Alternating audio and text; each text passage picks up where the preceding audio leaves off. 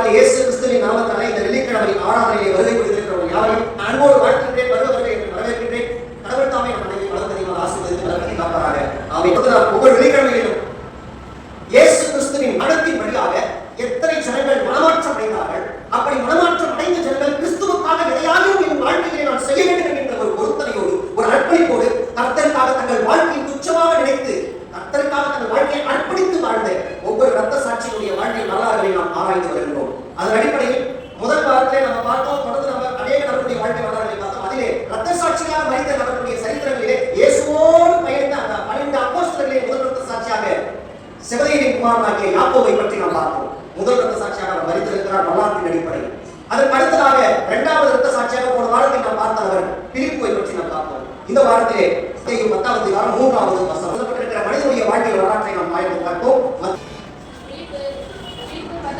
பிலிப்பு, பர்தலமேயு, தோமா, மத்தேயு, அல்பேயுவின் குமாரனாகிய யாக்கோபு, இப்படியே அந்த 12 அப்போஸ்தலருடைய பெயர்கள் வரிசைப்படுத்தப்பட்டிருக்கிறது. இதே வார்த்தை லூக்கா எழுதிய நற்செய்தியில் 6வது அதிகாரம் 15வது வசனத்தில் இடம்பெற்றிருக்கிறதாக இந்த நாளிலே நாம் பார்க்க இருக்கின்ற ஒரு மனிதனுடைய வாழ்க்கை வரலாறு அல்பேயுவின் குமாரனாகிய யாக்கோபு. இவர்தான் 3வது ரத்த சாட்சியாக கிறிஸ்துவுடைய சீடர்களில் அல்லது கிறிஸ்து தேர்வு செய்யப்பட்ட அப்போஸ்தலர்களில் 3வது ரத்த சாட்சியாக மரித்த மனிதன். யார் இந்த யாக்கோபு? இந்த யாக்கோபை பற்றி திருமறையில் என்ன ஆதாரங்கள் இருக்கிறது? இந்த யாக்கோபு கர்த்தருக்காக என்ன செய்திருக்கின்றார்? தன்னுடைய வாழ்க்கை கர்த்தருக்காக எப்படியெல்லாம் அவர் வடிவமைத்து அர்ப்பணித்து ஒரு விட்டுக் கொடுத்தார் அப்படின்னு நம்ம பார்த்தோம்னா, இந்த நாளிலே யாக்கோபை பற்றிய வரலாற்று நிகழ்வுகள் வேதத்தின் அடிப்படையில் எடுத்து பார்த்தால் அதிகம் பேசப்படாத ஒரு நபர், அதிகம் வேதத்தில் பயன்படுத்தப்பட ஆதாரங்கள் இல்லாத ஒரு நபராக இருந்திருக்கிறார். இவருடைய தந்தை என்பது இவருக்கு பேருக்கு முன்பதாகவே அறிமுகப்படுத்தப்பட்டது. அல்பேயு என்கிறது இவருடைய தந்தையினுடைய பெயர். தாயாருடைய பெயர் மார்க்கு எழுதிய நற்செய்தியில் 15வது அதிகாரம் 40வது வசனத்தில் சொல்லப்பட்டிருக்கிற அந்த வசனத்தை எடுத்து வாசித்து பார்த்தால் அதில் சொல்லப்பட்டிருக்கிற வார்த்தையின் அடிப்படையில் இவருடைய தாய் யார் என்பதை நாம் அறிந்து கொள்ளலாம். அதில் எழுதப்பட்டிருக்கிற பெயரை வாசிப்போம். சில ஸ்திரீகளும் பார்த்து கொண்டிருக்காங்க.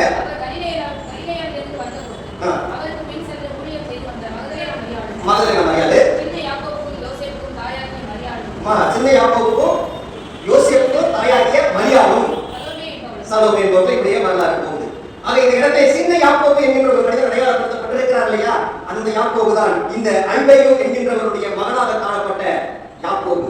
ஆக அல்பேயு என்கின்றது இந்த யாக்கோபுடைய தந்தை பெயர், மரியா என்கிறது இந்த யாக்கோபுடைய தாயினுடைய பெயர். ஆக அல்பேயுக்கும் மரியாவுக்கும் பிறந்த ஒரு மகனாக, மூத்த மகனாக இருந்தவர் இந்த யாக்கோபு என்கின்ற மனிதர். இந்த யாக்கோபு கர்த்தருக்காக தன் வாழ்க்கையை அர்ப்பணித்து வாழ்ந்த மரியாவுக்கும் அல்பேயுக்கும் மகனாக பிறந்ததினால் நல்ல ஒரு கிறிஸ்தவ குடும்பத்தில் பக்தி நிலையில் வளர்க்கப்பட்ட பாரம்பரிய ஒரு மனிதனாக வாழ்ந்திருந்தார். இவருடைய ஊர் எந்த ஊர்ல அவர் பிறந்தார் அப்படின்னு பார்த்தீங்கன்னா, கலிலேயா என்கின்ற ஒரு பட்டணத்திலே இருக்கின்ற கப்பர்நகூம் என்கின்ற ஒரு ஊரில் அவர் பிறந்திருக்கிறதாக வரலாறு சொல்லப்பட்டிருக்கிறது. ஆக கலிலேயா பகுதிகள் நான் உங்களுக்கு முன்பதாக பல தடவை நான் அறிமுகப்படுத்துகிறேன். கலிலேயா பகுதியில ஒரு இனத்து மக்கள் மாத்திரம் இருந்ததாக இல்லை, குறிப்பாக யூத இனம் மாத்திரம் கிடையாது, அல்லது புறையினத்து மக்கள் மாத்திரம் கிடையாது. அங்கு இருந்தவர்கள் எல்லா ஜாதி மக்களும் அங்கு இருந்ததால் அது ஒரு கலப்பின சமுதாய மக்கள். அங்க எல்லா கம்யூனிட்டி மக்கள்ஸ் இருந்தாங்க. அங்க இருந்த வழிபாடுகள் அநேக வழிபாட்டு முறைகளாக இருந்துச்சு. அவங்க எந்தெந்த கடவுளை வழிபாடு நினைச்சாங்களோ அந்த கடவுளை ஆராதிக்காங்க, அந்த கடவுளை வணங்குறாங்க. அந்த காலகட்டங்களில் அந்த இடத்தில் கர்த்தருக்கு யெகோவாவின் தேவனாகிய அல்லது பிதாவாகிய தேவனுக்கு உண்மையுள்ள சாட்சிகளாக வாழ்ந்து கட்டளைகளையும் எல்லாவற்றையும் நேர்த்தியாக கடைபிடித்து வாழ்ந்த பக்தி நெறி மிகுந்த ஒரு குடும்பமாக இருந்தது இந்த அல்பேயுவின் குடும்பம். அதனால தாய் மரியா மிகவும் நேர்த்தியான அந்த குழந்தையை சரியான சத்தியத்தின் பாதையை வழிநடத்தாங்க. எனவே இந்த ஆண்டவர் 12 சீடர்களை தெரிவு செய்வதற்காக அந்த பகுதியில் முழுவதுமாக வந்து கொண்டிருக்கிறார். அப்படி வரும்பொழுதுதான் கலிலேயா பட்டணத்துக்கு அவர் அப்படியே கால்நடையாக நடந்து வருகிறது. அங்கே கடற்கரை ஓரமாக இவன் காத்திருக்கின்றான். கடற்கரை ஓரமாக தனியாக தனித்து விடப்பட்ட ஒரு சூழலிலே யாருமே எனக்கு இல்லை என்கின்ற ஒரு ஏக்கத்தோடு ஒரு வேலை இருந்தாங்க தெரியல. ஆக மொத்தத்தில் தனித்து விடப்பட்ட மனிதனாக இந்த யாக்கோபு பெருமையாக இருக்கிறோம் என்கின்ற ஒரு சிந்தனையோடு காத்திருந்தாங்க. அந்த நேரத்தில் கர்த்தர் அவனை தேடி வந்தார். தேடி வந்தது மாத்திரமல்ல, அவனை பெயர் சொல்லி அழைத்தார். யாக்கோபே என்னை பின்பற்றுமா, யாக்கோபே என்னை பின்பற்றுமா. ஒரே வார்த்தை. அந்த வார்த்தைக்கு மறு விளக்கம் எதுவுமே அவன் கொடுக்கவே இல்லை. உடனடியாக தான் இருந்த நிலையை மறந்துட்டான், தன் வீடை மறந்துட்டான், தன் பெற்றோர்களை மறந்துட்டான், தன்னுடைய உறவினர்களை மறந்தான், எல்லாவற்றையும் மறந்துவிட்டு என் ஆண்டவனை அழைத்து விட்டார். எனவே நான் அவருக்கு பின் செல்வதை பாக்கியமாக கருதுகிறேன். அவரை ஃபாலோ பண்ணி போனார் சொல்ல மனிதனாக இருந்தவர் இந்த அல்பேயுவின் குமாரனாகிய யாக்கோபு. அப்ப இந்த யாக்கோபு அதிகம் திருமறையிலே அவருடைய வாழ்வியல் காரியங்களோ அல்லது வரலாற்று காரியங்களோ இடம்பெற்றாத ஒரு மனிதனாக இருக்கும் பொழுது ஏன் கர்த்தர் இவரை கொண்டு எப்படி பயன்படுத்தியிருப்பாரு, இவரை கொண்டு செய்யப்பட்ட ஊழிய காரியங்கள் எப்படி, அதை இதெல்லாம் நமக்குள்ளாக ஒரு கேள்வியாக ஒரு ஆச்சரியமாகத்தான் இருக்கும். ஆனால் வரலாறு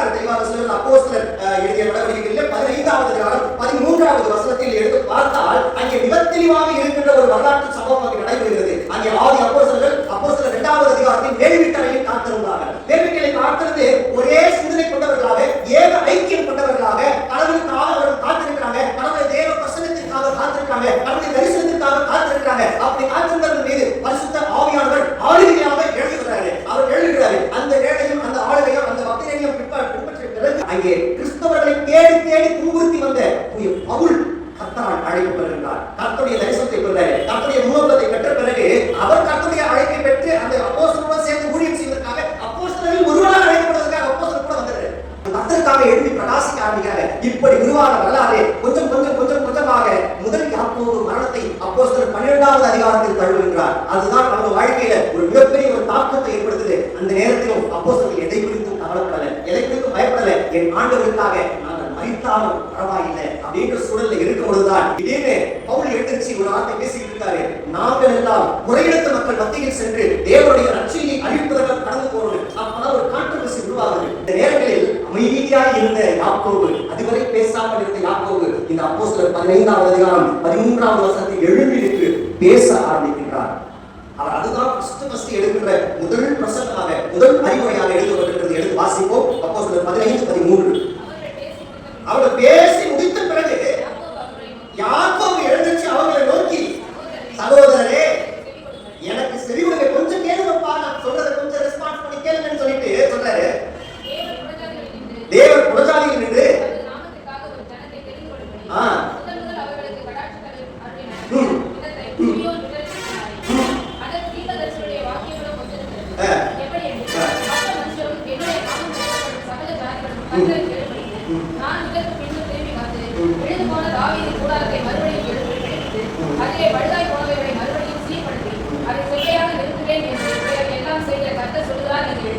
இதுல அவர் சொல்ல வார்த்தைகள் அதிகமாக இருந்தாலும் ஒரே வசனத்தில் ஆண்டவர் இயேசு கிறிஸ்து சொன்ன வசனம் இதற்கு நமக்கு நினைவுறுத்துகிறதாக இருக்கிறது. கர்த்தர் இழந்து போனதை தேடவும் ரட்சிக்கவுமே மனுஷகுமாரன் வந்திருக்கிற அந்த வார்த்தையை ஒரே வார்த்தையில் சொன்ன அந்த வார்த்தையை எஸ்டாப்ளிஷ் பண்ணி சொல்றாரு. இவர் யாரையும் இருக்கிறவரல்ல, நாம் ஆராதிக்கின்ற கடவுள் யாரையும் ஒதுக்குகிறவரல்ல. அவர் குறையிடத்து மக்களையும் நேசிக்கிறார். அவர்களுக்கும் சுவிசேஷம் அறிவிக்கப்பட வேண்டும் என்று சொல்லி விரும்புகிறார். அவர்களையும் ரட்சிப்பதற்காக கிறிஸ்து உலகத்தில் வந்தார். அவர்களையும் நேசிக்கிறார், அவர்களையும் காக்கின்றார், அவர்களையும் பாதுகாக்கிறார். அவர்களுக்கான தேவைகளை கண்டு சந்திக்கிறவராக இருக்கிறார். எனவே இவர் கம்யூனிட்டி பார்க்கிறவர் நம்முடைய ஆண்டவர் அல்ல என்பதை மிக தெளிவாக எடுத்து நம்புகின்ற ஒரு சம்பவத்தை இந்த யாக்கோபு முதல் பிரசங்கத்திலே அறிமுகம் பண்றார். இதற்கு பிறகுதான் 12 அப்போஸ்தலர்கள் சிதறி போறாங்க. போகின்றவர்கள் 2 பேராக பிரிந்து போய் அநேக இடங்களுக்கு சுவிசேஷத்தை அறிவிக்கிறாங்க. அவங்க அறிவித்த அந்த சுவிசேஷம் அந்த தேசம் முழுவதும், அந்த உலகம் முழுவதும் அநேக இடங்களுக்கு பரவி போய் தன்னுடைய நற்செய்தி விதைக்கப்படுகிறது. விதைக்கப்படுகிற நற்செய்தி அநேக மக்களுக்கு ஆசீர்வாதமாக அமையுது. அநேக மக்கள் தங்கள் யார் என்பதை அவர்கள் அறிந்து கொண்டு அவர்கள் மனமாற்றம் அடைந்து கர்த்தருக்கு தங்கள் வாழ்க்கை அர்ப்பணிக்கிறாங்க. அதுவரை அவங்க நினைச்சிருந்தது, அதுவரை அவங்க யோசிச்சிருந்ததெல்லாம் உலகத்தை காரிய காரியம், உலகத்தை தேடிய காரியம், உலகத்தை நோக்கிய சிந்தனையோடு ஓடிட்டு இருந்தாங்க. கர்த்தருடைய வார்த்தை ஒரு இடத்துல புகுந்த பொழுது அவருடைய இருதயம் முழுவதுமாக மாற்றப்படுது. இந்த யாக்கோபு முதல் பிரசங்கத்துல பயந்து பேசிய ஒரு மனிதனாக இருந்தார். ஏன்னா இவருக்கு பெயரே ஒரு அடையாளம் கொடுத்துட்டாங்க, சின்ன யாக்கோபு என்று அந்த இடத்தில் சொல்லப்பட்டிருக்கிறது. அதுதான் நம்ம பார்த்தோம். மார்க் 15வது அதிகாரம் 40வது வசனத்தில் அவருடைய தாய் அறிமுகம் செய்யும் பொழுது அவருடைய பெயர் மிக தெளிவாக சொல்கிறது, சின்ன யாக்கோபு. இவர் வயதில் மிகவும் குறைந்த மனிதனாக இருந்தார். ஆண்டவருடைய அழைப்பை பெற்ற மனிதன், ஆனால் வயதளவிலோ மிகவும் குறுகிய ஒரு மனிதன். அது மாத்திரமல்ல, இந்த மனுஷனை உயரத்தில் பார்த்தீங்கன்னா ரொம்ப குள்ளமா இருப்பார். அதனால இவரை அந்த அப்போஸ்தலர்கள் கூட்டத்திலேயே எல்லாரும் பேசுறதுக்கு ஒருவேளை அனுமதிப்பதற்கு ஒருவேளை தாமதித்து வந்திருக்கலாம். ஒருவேளை இவரே தன்னுடைய கூச்ச சுபாவத்தில் அப்படியே தயங்கி இருந்திருக்கலாம். எது எப்படியோ ஆக மொத்தத்தில் இந்த யாக்கோபு தன்னைத்தான் ஒரு மாதிரியாக காட்டிக் கொள்வதற்கு தயங்கின ஒரு மனிதனாக, தன்னுடைய இன்ஃபீரியாரிட்டி காம்ப்ளெக்ஸ் ப்ராப்ளத்துக்குள்ளாக மூழ்கி இருந்த ஒரு மனிதனாக இருந்த யாக்கோபை கர்த்தர் ஒரு நேரத்தில் எடுத்து பயன்படுத்த ஆரம்பித்தார். அதுவரை பேசாது இருக்கின்ற ஒரு நபராக இருந்த அந்த யாக்கோபை கர்த்தர் பேசுவதற்காக எழுப்பி விடுகின்றார். அது பரிசுத்த ஆவியுடைய ஆளுகையின்படியாக நடந்த சம்பவமாக இருக்கிறது. ஏன்னா எந்த இடத்தில் ஒரு பிரச்சனை உருவாகுதோ, அது எந்த இடத்திலே ஒரு விதமான ஒரு கலக்கங்கள் ஏற்படுதோ, அந்த இடத்தில் கர்த்தருடைய ஆவியானவர் ஏதாவது ஒரு சொல்யூஷன் கொடுப்பார். அப்படித்தான் பாருங்க, அதுவரை அமைதியாக இருந்த யாக்கோபு எழுந்து பேச ஆரம்பிக்கிறப்ப ரெக்வெஸ்ட் வைக்கிறாரு, என் வார்த்தைக்கு கொஞ்சம் செவி கொடுங்க. இதுவரைக்கும் நான் எதுவும் பேசல, இந்த ஒரு தடவை நான் பேசுறேன், என் வார்த்தைக்கு செவி கொடுங்கன்னு சொல்லி அத்தனை அப்போஸ்தலர்களுக்கு மத்தியிலும் அற்பமாக எண்ணப்பட்ட ஒரு மனிதனாக அல்லது குறைவாக எண்ணப்பட்ட மனிதனாக, வயதில் குறைவானவனாக அல்லது அவருடைய உயரத்தில் குறைவானவனாக இருந்த இந்த யாக்கோபு பேச ஆரம்பிக்கின்றார். கர்த்தரால் பயன்படுத்த ஆரம்பிக்கிறார். பயன்படுத்த உடனே எல்லாரும் தப்பு சொல்ல அமைதியா இருந்து கேட்கிறார்கள். அதுதான் தேவ அழைப்பு, அதுதான் தேவ அழைப்பு. அவனுக்கென்று வைக்கப்பட்டிருந்த அந்த அழைப்பு அது பிரத்யேகமான அழைப்பு. அவனுக்கென்று அழைக்கப்பட்டிருக்கிற அந்த அழைப்பு அது மேன்மையான அழைப்பு. அவனுக்கென்று அழைக்கப்பட்டிருக்கிற அந்த தேவ தரிசனம் அது தேவ திட்டம் மிகவும் வல்லமை உள்ளதாக இருக்கிறது. அந்த தேவ திட்டம், அந்த தேவ தரிசனம் வாழ்க்கையில அந்த அப்போஸ்தலர் 15வது அதிகாரத்தில் துவங்கின அந்த அழைப்பின் காரியம் அடுத்து வருகிற நாட்களிலே மாபெரும் ஒரு பிரசங்கியாராக மாறும். அந்த யாக்கோபு அடுத்த நாள் அப்போஸ்தலர் 2 பேரா பிரிந்து போகும்பொழுது எல்லாரும் ஒரு பட்டணத்தை தேர்ந்து போறாங்க. ஆனா யாக்கோபு மட்டும் சொல்றாரு, என் ஆண்டவர் மரித்த இந்த பட்டணத்திலேயே இன்னும் அநேக ஜனங்கள், இன்னும் அநேக ஆத்துமாக்கள் கர்த்தரை தன் சொந்த ரட்சகராக ஏற்றுக்கொள்ளாமல் பாரம்பரியவாதிகளாக பாரம்பரியம் பாரம்பரியம் பாரம்பரியம் என்று சொல்லி பாரம்பரியத்தில் மூழ்கி போனவர்களாக இருக்கிறாங்க. இவர்கள் பாரம்பரியத்தில் மூழ்கி போனவர்கள் அல்ல. இவரெல்லாம் ஆண்டவருடைய ரட்சிப்புக்குள்ளாக, தேவ பிரசன்னத்திற்குள்ளாக, மகிமையிலே பரலோகத்திற்குள்ளாக சேர்க்கப்பட வேண்டியவர்கள். அவர்களுக்கான ஆத்தும பாரத்தை நான் என் தலை மீது சுமத்திக் கொண்டு என் ஆண்டவர் மரித்த எருசலேம் பட்டணம் முழுவதும் நான் ரட்சியை சொல்வதற்காக போறேன்னு சொல்லிட்டு அந்த யூதர்கள் ஆளுகை நிறைந்த ரோம ஆட்சி காலத்துல இருந்த அந்த கொடுங்கோல் ஆட்சி முறையில் இருந்த அந்த பகுதிக்குள்ளாக துணிந்து போறாங்க. எல்லாரும் பட்டணங்களுக்கு போனாங்க, எல்லாரும் வெளிவெளி ஊர்களுக்கு போனாங்க. ஆனால் இந்த யாக்கோபு வயதில் சிறியவனாக இருந்தான், உயரத்தில் குறைந்தவனாக இருந்தான். ஆனால் கர்த்தருடைய அழைப்பில் ஒருபோதும் தளர்ந்து போனவனாக இல்லை. கர்த்தருடைய தரிசனத்துல ஓடுறதுக்கு என்னைக்கு அவன் மறுத்து போனவனாக இல்லை. அவனை பொறுத்த வரைக்கும் ஒரே கான்செப்ட், என் ஆண்டவருக்காக என் உயிர் துச்சமாக நான் கருது, என்னை அழைத்த ஆண்டவருக்காக எல்லாவற்றையும் எப்படி பவுல் சொன்னாரோ குப்பையும் நஷ்டமாக எண்ணுகிறேன் சொன்னாரோ அதை வாழ்ந்து காண்பித்த ஒரு மனிதனாக யாக்கோபு சென்றார். யாக்கோபு எந்தெந்த இடங்களில் எல்லாம் பிரசங்கிக்கிறாரோ அந்த பிரசங்கத்திலே தேவ பிரசன்னம் வெளிப்பட அங்க இருந்த பாரம்பரிய கிறிஸ்தவர்களாக காணப்பட்ட யூத சமுதாயத்தை மக்கள் அநேக பேர் பார்ப்பாங்க. யூதர்களில் இருந்த அந்த பரிசேயர் சதுசேயர் போன்ற மிகப்பெரிய வேதத்தை கரைத்து குடித்த ஞானிகள் கூட சத்தியத்துக்கு செவி கொடுத்து சத்திய ஆவியானவருக்கு வழி கொடுத்து அவர்கள் மனதை ஆண்டவருக்கு நேராக திருப்பினாங்க. இந்த நேரத்துல தான் அங்க இருக்கிற ஜனங்கள் முழுவதும் மனமாற்றம் அடைகிறாங்கிற செய்தி அந்த தேசத்தை ஆளுகிற பிரதான ஆசாரியருக்கும் ராஜாவுக்கும் அது அப்படியே கண்மையாகி போகுது. இது ரோம ஆட்சி அதிகாரத்தில் இருந்தபடியால் அந்த தேசத்தை ஆண்டு வந்த அந்த ராஜாவும் சமய தலைவராக காணப்பட்ட பிரதான ஆசாரியரும் என்ன கம்ப்ளைண்ட் கொண்டு போய் ரோம ஆட்சியாளர்கிட்ட வைக்கிறாங்களோ அந்த கம்ப்ளைண்ட தீர விசாரிக்க வேண்டிய மாபெரும் பொறுப்பு ரோம ஆட்சியாளர்களுக்கு உண்டாயிருக்கு. அப்ப ரோம ஆட்சியிலே பிரதமராக இருந்த அந்த நபருக்கு மிகப்பெரிய ஒரு நெருக்கடி ஏற்படுது. என்னடா இவங்க தொடர்ந்து கிறிஸ்தவர்களை கிறிஸ்துவை அறிவிக்கிறவர்களை கிறிஸ்துவை பின்பற்றுகிறவர்களை குறுகுறுத்து சொல்லி சொல்றாங்க. கொஞ்ச நாட்களுக்கு முன்னாடிதான் யாக்கோபை நாம் கொன்று குவித்தோம், அதற்கு பிறகு பிலிப்பை கொள்ளுவதற்காக ஆணை பிறப்பித்தோம், இது எல்லாத்துக்கும் முன்னாடி ஸ்தேவானை கொள்ளுவதற்கு ஆணை பிறப்பித்தோம். இப்ப 3 பேர் இறந்து போன பிறகு மறுபடியும் இவங்க சொல்றாங்க இங்கு யாக்கோபு என்கிற ஒரு மனிதன் இருக்கிறான், அல்பேயின் குமாரனாகிய யாக்கோபு. இவன் நம்முடைய பட்டணத்தில் இருக்கிற ஜனங்களை சீர்திருத்தப்படுகிறான், தேசத்தை கடலடிக்கப்படுகிறான், மக்களை சத்தியத்தை விட்டு விலக செல்ல ஒரு உதாரணத்தை ஏற்படுத்துறான். இப்படி சொல்லி கலகக்காரன் என்கிற ஒரு பட்டத்தை சுமத்துறாங்க. என்ன செய்யறது தெரியல சொல்லி அந்த ரோம ஆட்சியின் தலைவராக இருந்த பிரதமராக இருந்த அந்த அதிகாரி சொல்லிட்டாரு, எனக்கு எதுவும் தெரியாது, இதை நான் சமய தலைவராக காலத்துல பிரதான ஆசாரியர்கிட்ட போக்கிட்ட கொடுத்துறேன். அப்ப பிரதான ஆசாரியர் அந்த போக்கு எடுக்கிற டிசிஷன், இவனை விட்டு வைத்தால் நம்முடைய ஆலயத்துக்கு வர்ற ஜனங்கள்லாம் சர்ச்சுக்கு வர மாட்டாங்க. இவனை விட்டு வச்சா சர்ச்சுக்கு வர வருமானம் போயிடும். இவனை விட்டு வச்சா ஜனங்கள் எல்லாம் சத்தியம் சத்தியம் சத்தியம் சொல்லி உண்மை சத்தியத்தை விலக்கி சொல்லிடுவான். நம்ம இந்த ஆலயத்தை நம்ம ஒரு கண்ட்ரோல்ல வச்சு வழிநடத்த முடியாது. நம்ம போடுகிற ஆணைகளோ, நம்ம போடுகிற சட்டத்திட்டங்களோ, நம்ம போடுகிற மரபு வழி கோட்பாடுகளோ அந்த ஜனங்கள் கடைபிடிக்க முடியாம போயிடுவாங்க. எனவே நம்ம வார்த்தைக்கு இடம் கொடுக்காம எல்லா ஜனங்களும் உண்மையான தெய்வமே அவன் சொல்லுகிற அந்த இயேசுவை பின்பற்ற போயிடுவாங்க. ஆணைகள் எல்லாம் வெறுமையா போயிடுமே, இவனை விட்டு வச்சா செய்வராதே, இந்த மனிதனை சிறைப்பிட்டு செய்யுங்க அப்படின்னு சொல்லி ஆணை உடனே போறாங்க. அந்த சின்ன யாக்கோபு அங்கே எடுத்த அனைத்து ஜனங்களுக்கும் சுவிசேஷத்தை சொல்லிட்டே இருக்கிற எருசலேம் பட்டணத்துல அவருக்கு தெரியல இந்த ஜனங்கள் வந்து பிடிக்க போறாங்கன்னு தெரியல. ஆனா பிடித்துக் கொண்டு போகும்பொழுது அவர் மகிழ்ச்சியோடு போறார். போய் அங்க இருந்த ஜனங்களுக்கு சுவிசேஷத்தை மிக பிரமாண்டமாக அனுசரிக்கிறார். அப்ப அவங்க கூட்டிட்டு போய் எந்த இடத்துல நிறுத்துறாங்கன்னா எருசலேம் தேவாலயத்துடைய முகப்பு பகுதிக்கு கொண்டு போறாங்க. எப்படி பிலிப்பு கொண்டு போறாங்க அதே போல இவனையும் கொண்டு போறாங்க. கொண்டு போயிட்டு சொல்றாங்க, பிலிப்பு என்பவன் இப்படித்தான் வைராக்கியமா இருந்தான், செத்து போயிட்டான். நீயும் ஒரே தடவை உங்களுக்கு ஒரு அனௌன்ஸ்மெண்ட் கொடுக்குறேன், நீ மரணத்தை தழுவுமா அல்லது நீ ஜீவனோட இருக்கமானது உன் கையிலே தான் இருக்கு. என்ன பண்ணு, இயேசுவை தூஷித்து மறுதலித்து வாழ்க்கையை பிழைப்பு எடுத்துக்கோ. இல்ல நான் இயேசுவை தான் உண்மை ரட்சகராக பின்பற்றுவேன், இயேசுவுக்காகத்தான் நான் வாழ்வேன், இயேசுவுக்காகத்தான் நீங்க சொல்லிக்கிட்டு இருந்தீங்கன்னா நிச்சயமாய் இந்த பூமியை நீ வாழ்வதற்கு தகுதி இல்லாதவன்னு சொல்லி நாங்கள் உனக்கு கொலை தண்டனையை கொடுத்துருவோம், நாங்கள் கொண்டு போட்டுருவோம், மனம் திரும்பிடு அப்படின்னாங்க. இவரு பாருங்க, அவர் நிக்க வைத்த அந்த சான்ஸ் சரியா பயன்படுத்தணும்னு சொல்லிட்டு அங்க இருந்த அதிகாரிகளை பார்த்து சொல்றாரு, என்னை ஆசீர்வதித்து என்னை ரட்சித்த ஆண்டவர், என்னை அழைத்த ஆண்டவர் உங்களையும் படைச்சிருக்காங்க. உங்களுக்கும் ஒரு தேவ திட்டம் இருக்கு, உங்களுக்கு ஒரு தேவ தரிசனம் இருக்கு, உங்களுக்கு ஒரு தேவ நோக்கம் இருக்கு. கர்த்தர் உங்களையும் நேசிக்கிறார், அவர் உங்களையும் ரட்சிக்க வல்லமையாக இருக்கிறார். என்னை இந்த சத்தியத்தில் நடத்துற கடவுள் உங்களையும் சத்தியத்துக்குள்ளாக வழிநடத்துவார். நீங்க செய்ய வேண்டியது ஒன்றே ஒன்றுதான், உங்களுடைய மனதை திருப்புங்கள், ஆண்டவரிடத்தில் திருப்புங்கள். கர்த்தர் உங்களை நேசிக்கிறார், கர்த்தர் உங்களை போஷிப்பார், கர்த்தர் உங்களை ஆதரிப்பார், கர்த்தருடைய தேவையெல்லாம் சந்திப்பார், உங்களுடைய குறைவெல்லாம் நிறைவாக்கப்படும். இந்த நிலையில்லா வாழ்க்கைக்கு பிறகு இருக்கிற அந்த பரலோகத்திற்குள்ளாக கர்த்தர் உங்களை அழைத்து செல்வார். அவர் சொல்லி இருக்கிறார், நானே வழி, நானே சத்தியம், நானே ஜீவனாக இருக்கிறேன், என்னை இல்லாத ஒருவன் பரலோக ராஜ்யத்திற்குள்ளாக பிரவேசிக்க முடியாது என்று சொன்ன அந்த ஆண்டவருடைய வார்த்தைக்கு செல்லுங்கள், சத்தியத்திற்கு செல்லுங்கள். சத்திய ஆவியானவர்களை சகல சத்தியத்திற்குள்ளாக வழிநடத்துவார்கள் சொல்ல சொல்ல இங்க இருந்த பிரதான ஆசாரியர்களுக்கும் அந்த மறைவு அறிஞர்களுக்கும் பரிசேயர்களுக்கும் சச்சேயர்களுக்கும் பயங்கர கோபம்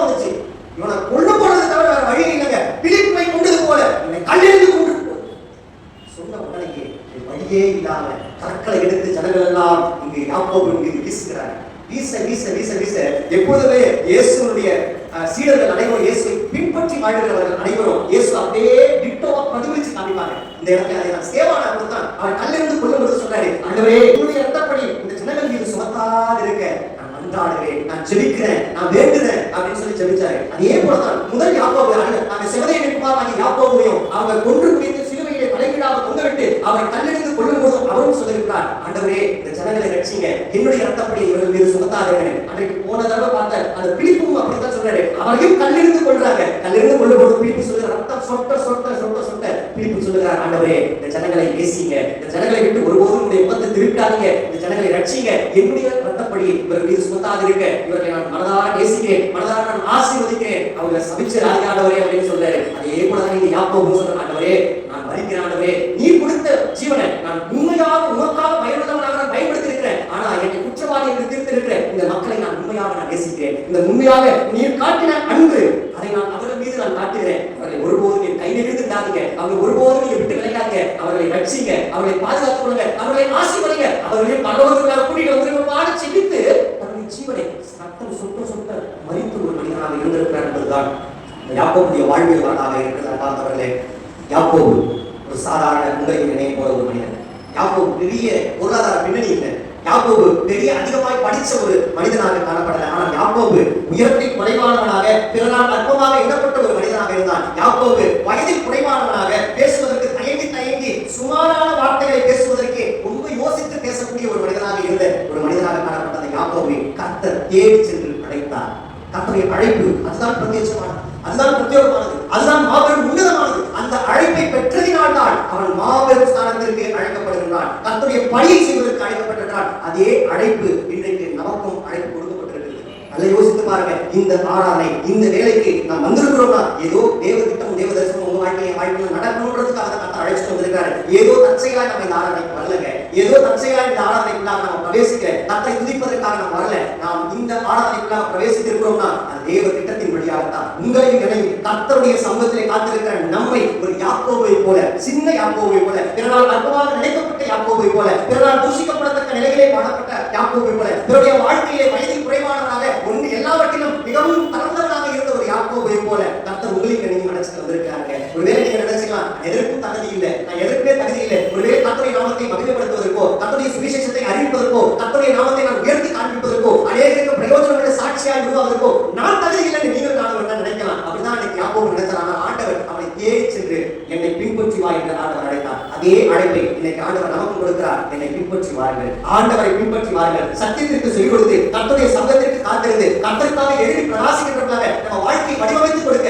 கர்த்தர் உங்களையும் என்னை அழைக்கிறார். வாருங்கள் என் பிதாவினால் ஆசீர்வதிக்கப்பட்டவர்களே, என்னை பின்பற்றி வாருங்கள். ஒரு குரு எப்படியெல்லாம் இருக்கணும்னு சொல்லி விரும்புறாரோ அப்படியே தான் தன் சீடர்கள் எல்லாம் இருப்பாங்க. குருவை பின்பற்றுகிற உண்மை சீடர்கள் அப்படித்தான் இருப்பாங்க. உதாரணமா பாருங்களேன், ஒரு கோழி இருக்கு, கோழி ஒரு முட்டை போடுதுன்னு வச்சுக்கோம். அந்த முட்டையை நம்ம உடைச்சு பார்த்தோம்னா உள்ள இருக்கிறது என்ன இருக்கும்? வெள்ளைக்கரு இருக்கும், மஞ்சள் கரு இருக்கும். ஆனா அந்த கோழியை முட்டையை உடைக்காம அந்த தாய்க்கோழிகிட்டே நம்ம வச்சோம்னா குறுகிய காலம் வரை அது அடைக்காத்து குறுகிய காலத்துக்கு அந்த முட்டை தானாக உடைக்கப்பட்டு அதிலிருந்து கோழி குஞ்சு வரும்பொழுது தாய் எந்த விபத்தில் இருக்கிறதோ, தாய் எந்த ஸ்தானத்தில் இருக்கிறதோ, தாய் எந்த வடிவத்தில் இருக்கிறதோ அதே போல கோழி குஞ்சும் அதே சக்சர்ல வெளியே வரும், அதே மாதிரியாக வெளியே வரும். அதே போல கர்த்தருடைய கரங்களுக்குள்ளாக நாம் அடங்கி இருக்கும் பொழுது, கர்த்தருடைய சமூகத்தை நாம் காத்திருக்கும் பொழுது நிச்சயமாக கர்த்தருடைய சாயலை நாம் பெற்றுக்கொள்ள முடியும். கர்த்தரை போலவே நாம் பிரகாசிக்கிறவர்களாக வாழ முடியும். கர்த்தரை பிம்பமாக நாம் பிரதிபலித்து காட்டுகிற ஒரு வாழ்க்கை முறையில் நாம் போக முடியும். ஆனா அந்த யாக்கோபு அதைத்தான் பின்பற்றினார், அந்த பிலிப்பு அதைத்தான் பின்பற்றினார், செபதேவின் குமாரனாகிய யாக்கோபும் அதைத்தான் பின்பற்றினார், ஸ்தேவானும் அதைத்தான் பின்பற்றினார், கிறிஸ்துவுடைய மறைசாட்சியாக மறைத்த இரத்த சாட்சியாக மறைத்த ஒவ்வொரு சீடர்களும் அதைத்தான் செய்தாங்க. அதனால கர்த்தரை பின்பற்றி வாழ்கிறவர்கள் அனைவரும் கர்த்தரை பிரதிபலித்து காண்பித்தாங்க. அவங்களே தாங்களே அண்டர் எஸ்டிமேட் பண்ணிக்கல, எங்களால பண்ண முடியாது, நாங்கள் எதற்கும் தகுதி இல்லைன்னு நினைக்கல. அவங்க செஞ்சதெல்லாம் ஒன்னே ஒன்றுதான், என்னை அழைத்த ஆண்டவர் என்னை கொண்டு இருக்கிற தேவ திட்டத்தையும் தேவ தரிசனத்தையும் தேவ சித்தத்துக்குள்ளாக என்னை நடத்துவார்.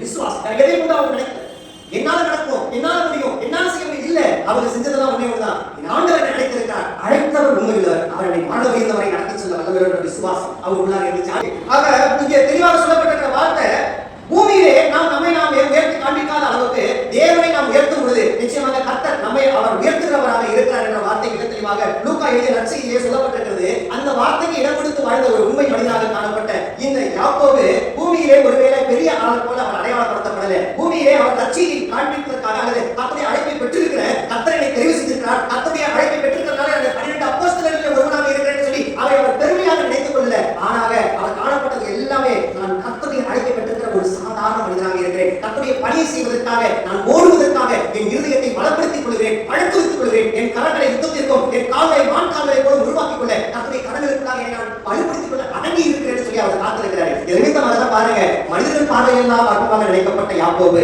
தேவன் பார்வையில் மிக விலை உயர்ந்தவராக காணப்பட்டார். அதனால்தான் அவர் தேடி வந்து ஆண்டவர் அவரை அழைத்தார். அது மாத்திரமல்ல, அடுத்த கட்டத்திற்குள்ளாக அவர் ஊழியத்தை செய்வதற்காக அவர் தன்னை அனுப்பி விடுகிறவராக காணப்படுறார். பாருங்க, அவருடைய ஊழியம் பெரிய அளவு ஊழியம் அல்ல, பெரிய பெரிய மினிஸ்ட்ரி இல்ல, ஆனா அவர் செஞ்சது சின்ன ஊழியம் தான், குறுகிய கால ஊழியம் தான். யாக்கோபு செஞ்ச ஊழியம் அந்த எருசலேம் பட்டணத்திலே கொஞ்சம் ஊழியம் தான் செஞ்சாரு, அநேக ஜனங்களை அல்ல, கொஞ்சம் ஜனங்களுக்கு மனதை திருப்புவதற்கு அவர் பயன்பட்டு இருக்கிறார். ஆனாலும் கர்த்தருடைய ஊழியத்தை செய்த மாபெரும் ஒரு ஸ்தானத்தையும் மாபெரும் ஒரு சாக்கியத்தையும் மாபெரும் ஒரு வாக்கியத்தையும் இன்றைக்கு ஒருவேளை நான் நினைக்கிறேன் அவர் பரலோக ராஜ்யத்திலே தேவ சமூகத்திலே இளைப்பாறிக் கொண்டிருப்பார் என்று நான் விசுவாசிக்கின்றேன். அவ்வளவாக விசுவாசிக்கின்ற நாமும் அந்த வழியிலே நடந்து சமயம் வாய்க்காவிட்டாலும் திரு வசனத்தை நன்றாக மற்றவர்களை எடுத்து போதிக்கின்றவர்களாக அல்லது எடுத்து கூறுகிறவர்களாக என்னை நேசிக்கிற கர்த்தர் உங்களை நேசிக்கிறார், உங்களுக்கும் சந்தோஷமாய் மாறும். நாம மற்றவர்களை சொல்றதுக்கு எவ்வளவு லட்சம் நம்ம செலவு பண்ண வேண்டிய அவசியம் இல்லை. ஆனால் அதை சொல்வதற்கு நாம் தயங்கி ஒருவேளை யாக்கோபு அழைப்பு பெறுவதற்கு முன்னாடி எப்படி இருந்தாலும் அதே போல நாம இருந்திருக்கிறோம். இன்னைக்கு ஆண்டவர் சொன்னார், என் அழைப்பை பெற்றிருக்க நீங்கள் சும்மா இருப்பதில்லை, இது ஓய்ந்திருக்கிற காலம் அல்ல, இது இளைப்பாறுகிற காலம் அல்ல,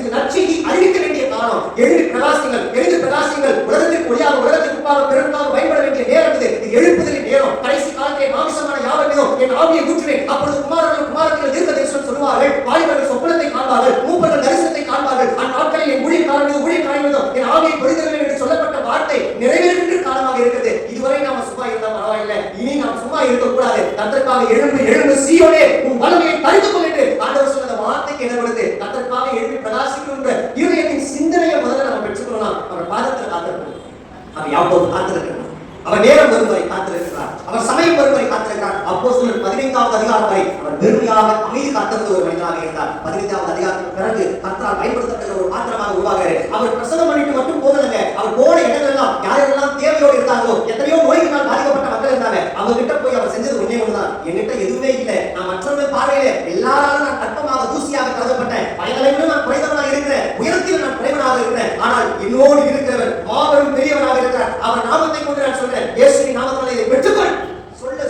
சொல்ல அற்புதம் நடக்க ஆரம்பிக்குது, அடையாளம் நடக்க ஆரம்பிக்குது. இதனாலதான் அங்க இருந்தவர்களெல்லாம் ஒரே மூர்க்க கோபமாகி பரிசேயர் சதுசேயர் வேதபாரகர்கள் மறைநூலர்கள் எல்லாரும் சேர்ந்து இவரை கொன்று குடிப்பதற்காக பிளான் பண்ணாங்க. அந்த நேரத்தில் கூட கிறிஸ்துவின் வழியை விட்டு விலகாத ஒரு மனிதனாக இருந்தார். இதே உறுதியும் இதே வைராக்கியமும் கர்த்தருக்காக தியாகமாக என் உயிருக்கு துச்சமாக மதிக்கின்றேன் என்கின்ற ஒரு தியாக மனப்பான்மை நம்மகிட்ட காணப்படணும் கர்த்தர் விரும்புகிறாங்க. ஆக அவர் பெருமைக்காக அல்ல, தன்னுடைய அழைப்புக்காக தன் வாழ்க்கையை அர்ப்பணித்த ஒரு மனிதனாக இருந்திருக்கிறார். கர்த்தருக்காகவே தன் வாழ்க்கையை ஒப்பு கொடுத்த அதன் வழியிலே மாணவர்களை நிலைத்திருந்த ஒரு மனிதனாக அவர் காணப்பட்டிருக்கிறார் என்பதுதான் இன்றைய நாள் இந்த யாக்கோபின் வழியாக நாம் அறிகின்ற முக்கிய செய்தியாக இருக்கிற அன்பார்ந்தவர்களே. இதே அழைப்பு உங்களுக்கு எனக்கு கொடுக்கப்பட்டிருக்கு, இதே அழைப்பு உங்களுக்கு எனக்கு பிரத்யேகமாக வைக்கப்பட்டிருக்கிறது. இந்த அழைக்கப்பட்ட அழைப்புக்கு பாத்திரமாக நடந்து கொண்டு இனி வருகிற இதுவரை ஒருவேளை நாம நம்முடைய சுயநலத்தோடு சுயபோக்கோடு சுய சிந்தனையோடு நம்ம வாழ்ந்தது பரவாயில்ல. இன்னைக்கு ஒரே ஒரு தீர்மானம் எடுத்துக்கோம், ஆண்டவரே இந்த அன்பை குமாரனாகிய யாக்கோபு நாங்கள் எப்படி வாழ வேண்டும் என்பதை எங்களுக்கு வாழ்ந்து காண்பித்திருக்கின்ற சம்பவத்தை நீங்க எடுத்து பேசி இந்த வார்த்தையின் வழியாக நாம எப்படி வாழணும், நாம எப்படி செயல்படணும், நாம எப்படி பேசணும் என்பதை நாங்கள் கற்றுக்கொண்டிருக்கிறோம். ஆண்டவரே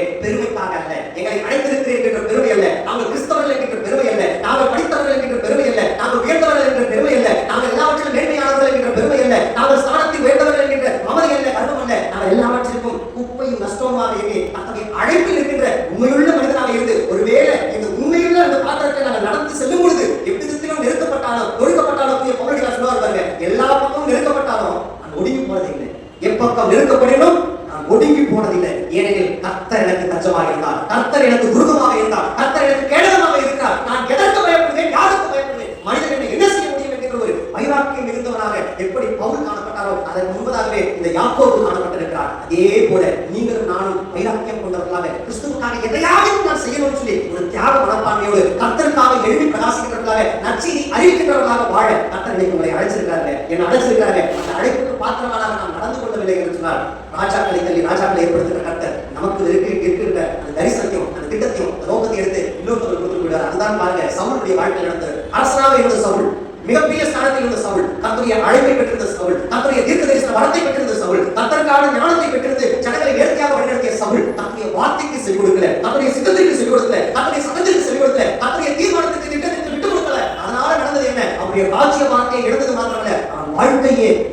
திருவிழாவை கடந்து சென்றது. அவனே தன்னைத்தானே மாய்த்துக் கொண்டு மரித்து போன ஒரு சம்பவம் திருமறையில் இருக்கிறது. கர்த்தருடைய வார்த்தைக்கு செவி கொடுக்காதவர்களும் கர்த்தருடைய அழைப்பை பின்பற்றாதவர்களையும் கர்த்தர் ஒருபோதும் வெறுக்கிறவல்ல, மாறாக அவருடைய அழைப்பை மாத்திரம் அழைக்கப்பட்ட ஜனங்களுக்கு கர்த்தருக்காக செயல்பட வேண்டும் என்று சொல்லி விரும்புகிற ஜனங்களுக்கு அதை பகிர்ந்தளிக்கின்றார். உள்ளவன் எவனோ அவனுக்கு கொடுக்கப்படும், இல்லாதவனிடத்தில் உள்ளதும் எடுத்துக் கொள்ளப்படும். அதுதான் வசனம் தெளிவா சொல்லுது. கர்த்தருக்காக செயல்படணும்ன்ற வைராக்கியம் உள்ளவன் எவனோ அவனுக்குத்தான் நன்மைகளும் கிருபைகளும் வரங்களும் வல்லமைகளும் ஆசீர்வாதங்களும் கிருபை காரியங்களும் எல்லாம் பகிர்ந்தளிக்கப்படும். செயல்பட முடியாது என்று இல்லாதவனாக இருக்கிறவர்கள் கொடுக்கப்பட்ட நன்மைகளும் ஆசீர்வாதங்களும் கிருபைகளும் வரங்களும் பிரித்தளிக்கப்பட்ட அவனுக்கு எடுக்கப்படும் என்று சொல்கிறார். இதை உண்மையாக உணர்ந்தவனாக காணப்பட்ட யாக்கோபு கர்த்தருக்காக எழுதி பிரகாசித்திருக்கிறார். அதே வார்த்தையை இன்னைக்கு நம்முடைய இதயத்தில் வச்சு, ஆண்டவரே நான் இல்லைன்னா வேற யார் ஆண்டவரே?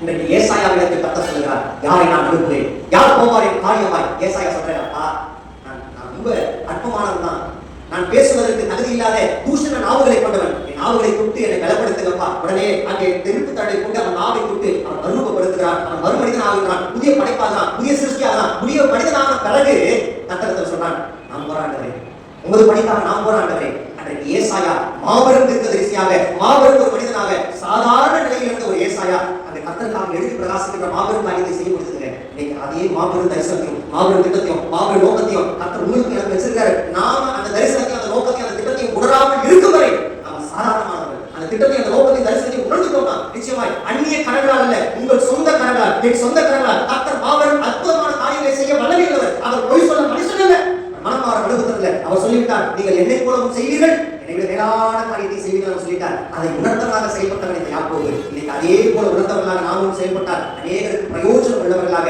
அநேக ஆத்துமாக்களை அறுவடை செய்வர்களாக, அநேக ஜனங்களை பரலோக ராஜ்யத்திற்கு திருப்புவர்களாக நம்ம மாற முடியுங்கிறதாக சத்தியம். இந்த வார்த்தைக்கு செல்வதற்காகவே இதுவரை என் சுயநல போக்குவரத்து நான் வாழ்ந்துட்டேன், இதுவரை என்னுடைய சுயசிந்தனையோடு வாழ்ந்துட்டேன், இதுவரை உலகத்திற்கான காரியத்தை நோக்கியே நான் ஓடிட்டாங்க. இன்னைக்கு யாக்கோபுடைய வாழ்க்கை, அல்பவிற்கான யாக்கோபுடைய வாழ்க்கை நாங்க எப்படி வாழணும்னு சொல்லி எங்களுக்கு கற்றுக் கொடுத்திருப்பா. அந்த வாழ்க்கை நிமித்தமாக நீ மரணமானவன் ஜீவனானவன் கர்த்தருக்காக கூடக்கூடியதாக, நேரம் வாய்க்காலம் வாய்க்காவிட்டால் திருவசனத்தை போதிக்கிறதாக அநேகருக்கு பிரயோஜனமுள்ள வாழ்க்கையை நான் வாழ கர்த்தர் என்னை பயன்படுத்த சொல்லி ஆவியாருடைய கரங்களுக்காக ஒட்டு கொடுப்போமா? அந்த இருந்த இடத்துல நான் கண்களை முடிக்கணும். நான் கண்களை முடிக்கணும். 2 நிமிஷம் மௌனமாய் ஆண்டவரை நோக்கி பாருங்க. கர்த்தாவே, உடைய பாதப்படியை நாங்கள் தாழ்த்துகிறோம் ராஜா, உடைய பாதப்படியை வெறுமையாக்குகிறோம். அழைத்தவரை உண்மையுள்ளவராக இருக்கு, மரணப்படைத்தவரை எங்களை அழைத்து செல்ல வல்லமையுள்ள என்ற விசுவாச வார்த்தையின் வழியாக இந்த நாள் ஆராதனைக்கு எங்களை அழைத்து வந்திருக்கிறீர் தகப்பனே.